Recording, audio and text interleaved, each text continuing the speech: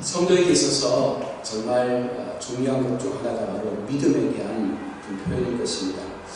우리는 여전히 신앙생활을 하고 있고 또 믿음 생활을 하고 있습니다. 그러면서도 늘 우리가 한 번쯤 생각해 봐야 할 것 중에 하나가 내가 과연 믿음 생활을 잘 하고 있는가? 내가 하나님 앞에 나아가는 그 믿음의 모습이 과연 하나님께서 기뻐하시고 원하시는 바로 믿음의 모습일까? 라는 부분에 대해서 우리가 늘 우리 자신을 돌아봐야 한다는 것입니다. 특별히 인생을 살아가면서 믿지만 또 고난이 닥칠 때마다 혹은 어려움의 환경이 임할 때마다 우리는 그 믿음을 평가하게 되죠. 특별히 오늘 본문에 등장하는 여인처럼 오랜 기간 동일한 병으로 인해서 고통 가운데 놓인다면 우리는 과연 얼마나 하나님 앞에 그 병을 묻고 기도하며 나의 신앙을 더 겸비하게 세워가는 훈련을 할까라는 그런 마음을 가져보게 됩니다. 오늘 본문에는 12년을 혈루병으로 고통을 가졌던 그 한 여인을 오늘 성경은 등장시키고 있습니다. 왜 주님은 야이로의 딸을 살린 사건 중간에 이 여인의 사건을 중간에 넣었을까요? 그것은 야이로의 집으로 가는 사이에 긴 시간이 지났음을 보여주고 있으며 동시에 비슷한 이 두 가지의 사건 속에서 하나님의 능력은 어떤 환경 속에서도 제한이 없다는 것입니다. 우리가 오늘 본문의 말씀을 주로 다루겠지만 야이로의 딸이 죽은 사건 이전에 이 여인의 병을 고친 사건을 통해서 많은 사람들이 예수님은 우리의 질병을 고치실 수 있구나 라는 것들을 경험하게 되죠. 그러나 이 사건 이후에 야이로의 딸이 죽었다는 소문을 듣게 되었을 때에 많은 사람들이 병은 고칠 수 있지만 죽은 사람은 살릴 수 없다라는 그런 제한된 믿음을 통해서 예수님을 오해했던 것을 우리는 알 수 있다는 것입니다. 그래서 예수님은 이 두 가지 사건을 동시에 기록하면서 예수님은 질병도 고치시지만 그러나 죽음마저도 살려내시는 그런 능력의 하나님이 되심을 우리 가운데 증거해 주고 있다는 것입니다. 주님은 우리에게 늘 믿음을 강조하고 있습니다. 우리가 어떤 믿음을 가지느냐에 따라서 주님의 일하심도 분명 달라지겠죠. 우리가 어떤 믿음의 그릇을 가지고 있느냐에 따라서 하나님께서 우리 가운데 맡기시는 그 사명의 그릇도 분명 달라지기 때문입니다. 회당장의 딸 그리고 오랜 혈루증을 앓은 여인의 이야기는 우리에게 몇 가지 교훈을 주고 있습니다. 그것은 주님이 행하시는 기적은 빈부의 격차를 떠나서 누구든지 복음을 듣고 그 복음 안으로 들어오면 하나님은 그들 가운데 함께 하신다라는 그런 모습을 우리 가운데 보여주고 있는 것입니다.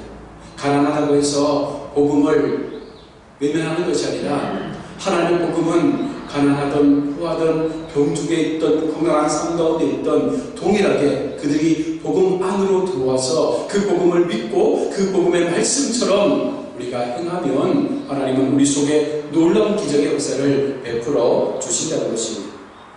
우리 주님은 항상 가난하고 소외된 이들에게 먼저 관심을 가져주셨습니다. 우리는 지금 주님을 향하여 어떤 믿음의 행위를 가지고 살아가고 있습니까? 내가 하나님을 믿는다고 할 때에 그 믿음을 우리가 기준했을 때에 과연 나는 어떤 삶을 통해서 이 믿음이 세상 가운데 아니 하나님 앞에 온전하게 나타나며 또한 그것을 세상 가운데 증거하며 살아가고 있습니까? 주님이 원하시는 것에 관심을 가지며 우리가 살고 있습니까? 내가 믿음의 삶을 살면서 성도된 삶을 살아가면서 과연 나는 얼마나 하나님 앞에 바른 행위의 삶을 통해서 정말 믿는 자다운 삶을 산다는 그런 고백을 가지고 살아가고 있습니까? 우리가 성경적 세계관을 가지고 지금의 현실을 바라볼 수 있으면 지금 우리가 무엇을 해야 될지에 대해서 우리는 분명 깨달을 수 있다는 것입니다. 지금 세계는 어려움 속에 있습니다. 특별히 우리나라도 코로나19로 인해서 많은 고통과 어려움 속에 놓여 있습니다. 그러나 여러분 이 고통 속에서 힘들다, 어렵다 그렇게 포기하고 주저앉아 있어버리면 더 이상 해답을 찾을 수 없는 것이죠. 특별히 예수 믿는 성도들은 이와 같은 상황 속에서 하나님께서 내게 주신 마음이 무엇이며 하나님께서 이와 같은 상황을 바라보는 나의 영적 눈을 통해서 내가 어떻게 지금의 상황을 다르게 헤쳐나가야 하는가에 대한 부분들에 대해서 분명 말씀을 하시는 줄로 믿습니다. 우리가 성경적 세계관을 가지고 지금의 상황을 하나님의 마음을 통해서 바라볼 수 있다면 우리는 지금 이 현장에서 진정 내가 어떻게 이 세상에 나의 삶을 하나님의 마음으로 하나님의 말씀으로 흘려 보내야 하는가에 대한 부분들에 대해서 분명 고민하게 되는 것입니다. 오늘 본문은 우리에게 어떤 믿음이 필요하며 그 믿음의 삶을 어떻게 살아내야 하는지, 그리고 그렇게 살 때 우리 가운데 어떤 역사가 일어나는지에 대해서 분명 말씀을 주고 있습니다. 믿음은 절망과 소외와 고통의 상황에서 그 능력을 더 많이 발휘합니다. 주변의 아픈 사람들을 돌아보고 우리는 관심을 가져야 합니다. 특별히 코로나19로 인해서 더 많은 취약계층들이 어려움과 고통 속에서 힘들어합니다. 우리의 가진 것을 가지고 그들을 향해서 하나님의 마음을 나눌 수 있는 그런 용기가 어쩌면 우리 속에 필요한 줄로 믿습니다. 우리 예수님께서는 늘 가난하고 소외된 자들을 찾아가셔서 그들의 마음을 만져주시고 그들의 필요를 채워주셨던 것처럼 우리가 하나님의 자녀라면, 믿음 있는 백성이라면 우리도 예수님처럼 그렇게 행할 수 있는 그런 행동하는 믿음의 모습들이 있어야 되지 않겠습니까? 오늘 본문에 등장하는 여인의 상황을 한번 보십시오. 12년 동안 혈류병으로 많은 의사를 찾아다녔습니다. 26절에 많은 의사에게 많은 괴로움을 받았고라고 성경 기록합니다. 이 의사도 찾아가보고 또 저 의사도 찾아가보고 많은 의사들이 이 여인의 병을 고치기 위해서 여러 가지 많은 방법을 써보았겠죠. 그럼에도 불구하고 여인은 더 많은 괴로움 속에서 고통의 시간들을 보내었다는 것입니다. 때로는 어떤 의사는 이 여자를 임상의 대상으로 여러 가지 많은 실험들도 해보았을 것입니다. 그럴 때마다 수치스럽고 또 고통스럽고 그 마음이 얼마나 아프고 또 힘든 시간들을 보냈겠습니까? 이 여인의 입장에서 자신의 병을 고치기 위해서 얼마나 많은 노력을 했겠습니까? 소문난 명의를 찾아가 자신의 병을 고쳐줄 것을 요청했지만 어느 의사도 이 여인의 병을 고쳐주지 못하고 벌써 12년이라는 긴 시간이 흘러간 것입니다. 여러분, 이 여인의 이와 같은 노력에도 불구하고 결과가 어떻게 나타납니까? 가진 것을 다 허비하고 오히려 병만 더 중하게 되었다고 말합니다. 26절 많은 의사에게 많은 괴로움을 받았고 가진 것도 다 허비하였으되 아무 효용이 없고 도리어 더 중하여졌다라고 말합니다. 돈도 다 써버렸습니다. 그런데 이 몸은 더 힘들어지고 만 것입니다. 아무리 애를 쓰고 노력하고 돈을 써도 내 뜻대로 되지 않는 경우가 우리의 주변에도 얼마나 많이 있습니까? 특별히 가난한 사람들에게는 더욱더 힘들고 고통스러운 시간이 될 수밖에 없습니다. 그나마 가진 것이 있는 사람들은 그 돈을 통해서 어쨌든 다른 것들을 또한 해보려고 애를 쓰겠지만 없는 사람들은 그 있는 것마저도 그 병에 다 투자하고 나면 더 이상 할 수 있는 것이 아무것도 없는 상황에 놓이게 되는 것입니다. 지금 우리 주변을 보십시오. 얼마나 많은 사람들이 고통 속에 몸부림치고 있습니까? 그들을 바라보는 우리는 무엇을 하고 있습니까? 오늘 이 여인을 바라볼 때 우리는 어떤 마음을 가지고 이 혈류병으로 고통받는 이 여인에 대한 마음을 우리의 마음으로 담아서 우리의 삶에 적용시키려고 하고 있습니까? 주님은 믿음의 성도들이 그들에게 관심을 가져주기를 원하고 있다는 것입니다. 오늘 주님은 수많은 군중들 사이를 가로질러서 야이로의 집을 향해 가고 있습니다. 그런데 놀라운 일이 이 본문 속에 등장합니다. 27절에 예수의 소문을 이 여인이 들었다는 것입니다. 어떤 소문을 이 여인이 들었겠습니까? 바로 예수님에 대한 소문인데 이 예수님은 가는 곳마다 병자를 고치시고 귀신을 내어 쫓으시고 그들을 죄에서 건져내시는 그런 하나님의 아들이다라는 소문을 들었다는 것입니다. 이 여인은 달리 말하면 예수님의 복음을 들었습니다. 그것이 비록 소문이라 할지라도 그 여인은 그것을 믿고 있었던 것이죠.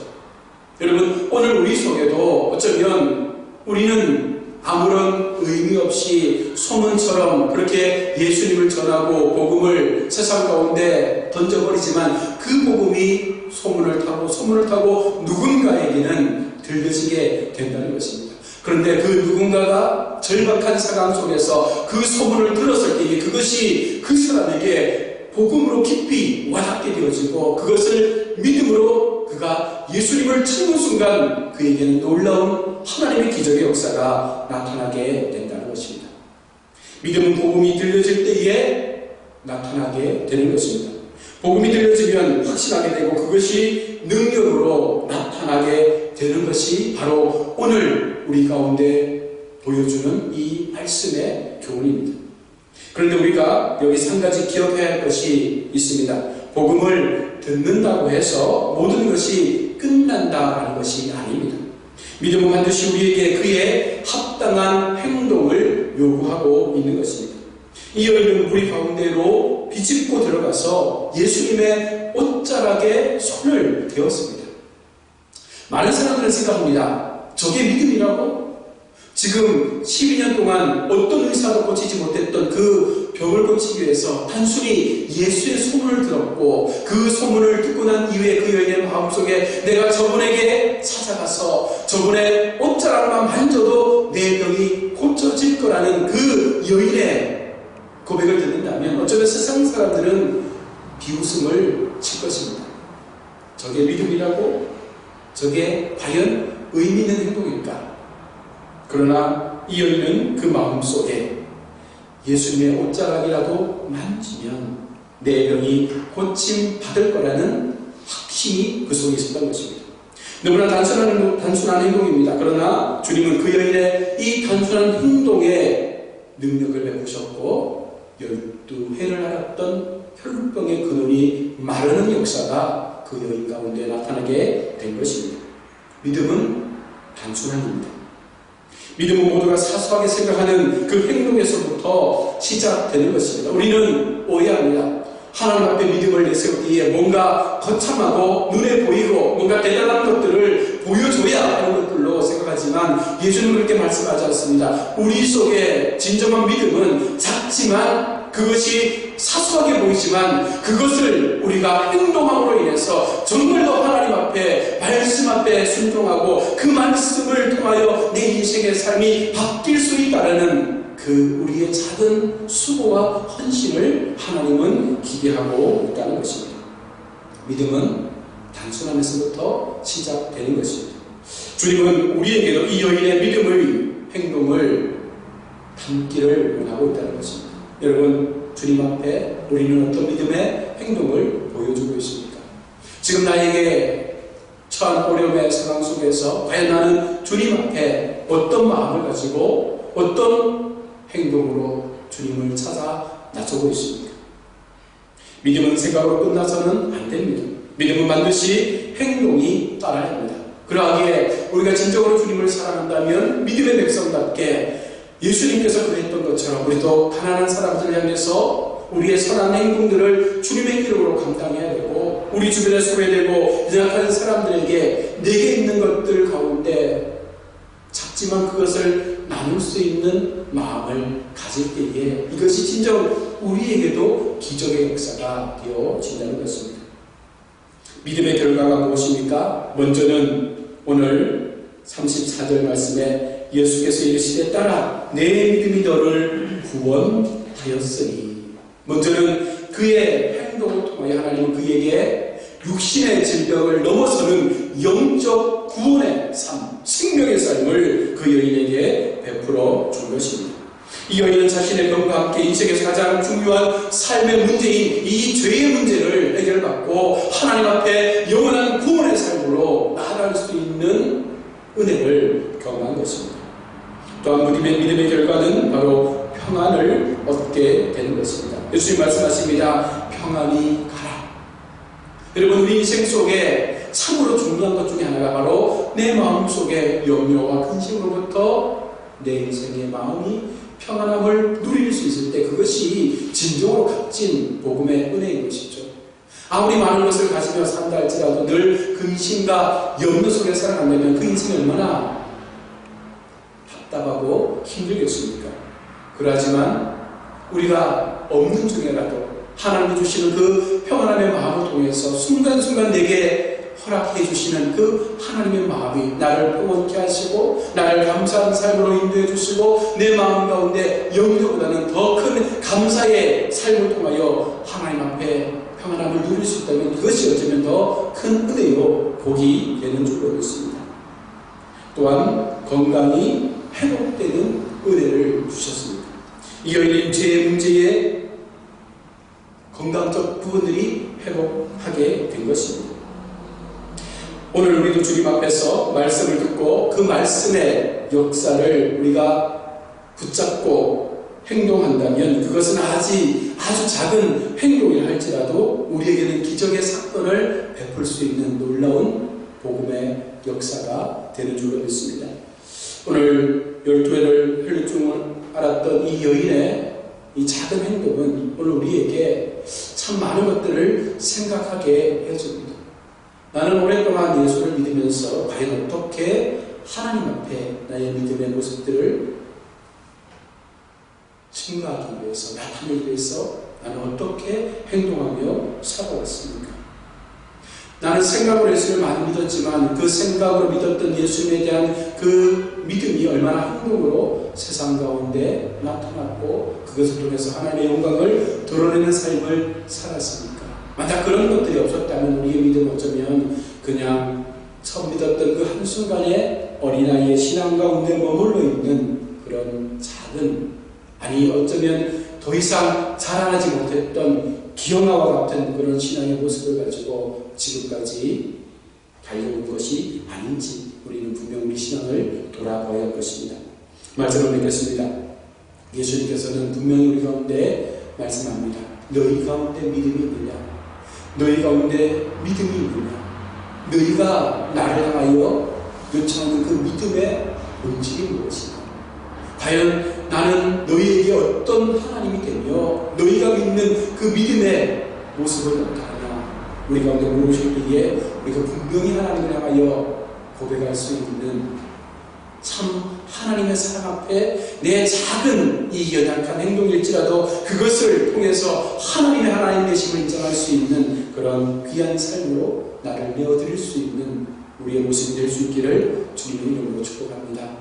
하나님은 광야 은혜 교회를 통해서 또한 이곳에서 예배하는 귀한 성도들의 삶의 모습들을 통해서 이 땅 가운데 소외된 사람들에게 하나님의 복음이 더 아름답게 확장되기를 원하고 또한 그들 속에 가졌던 모든 인생의 문제와 육체적 어려움들 또한 많은 기도의 그 제목들 가운데 하나님께서 어떻게 우리 가운데 응답하시는지를 경험하게 해주시는 놀라운 도구로서 우리를 사용하시는 줄로 믿습니다. 그 마음 가지시고 다시 한번 우리가 하나님 앞에 언제나 믿음의 행위 있는 삶을 통해서 하나님 앞에 바른 신앙의 걸음들을 끝까지 걸어가서 정말 하나님 앞에 잘했다 칭찬받는 어려운 시대 속에서도 믿음을 지킨 교회로 칭찬받을 수 있는 그 속에서 함께 연합해서 기도해서 하나님 앞에 진정으로 잘했다 그렇게 칭찬받는 우리 모든 믿음의 백성들이 다 될 수 있기를 주님의 이름으로 축복합니다.